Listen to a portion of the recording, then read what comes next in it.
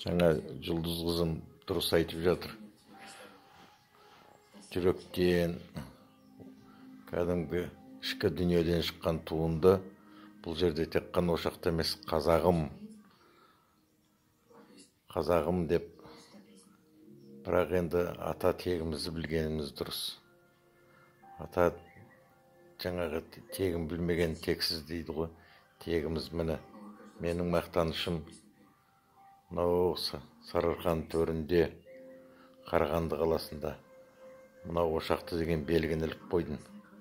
Келген қонақтарым сұрайды: қай елсің, ошақты деген қандай ел деп. Содан білгенімше айтамын. Көбісі түсіне бермейді, содан айтатыным. Осы қазір Қазақстанға белгілі өзіміздің Гүлмира Исимбаева әпкеміз, Бақытжан ағамызды айтамын. Енді парламентті көбісі көре бермейді. Бақытжан ағамызды бәрі біледі ғой. Сол ел екенсіңдер ғой деп. Міне мақтаныш тұтам мен.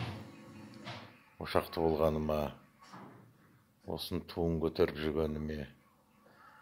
Жұлдыз қарындасым ешқандай әркімнің сыбыс, майда шүйде әңгімесіне көңіліңді түсірме. Сен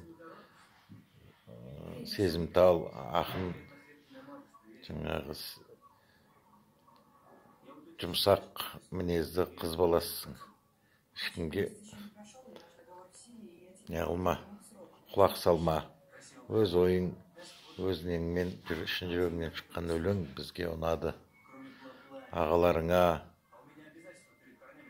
иісі ошақтыға шыққан өлең ешкімге ешқандай залалы жоқ.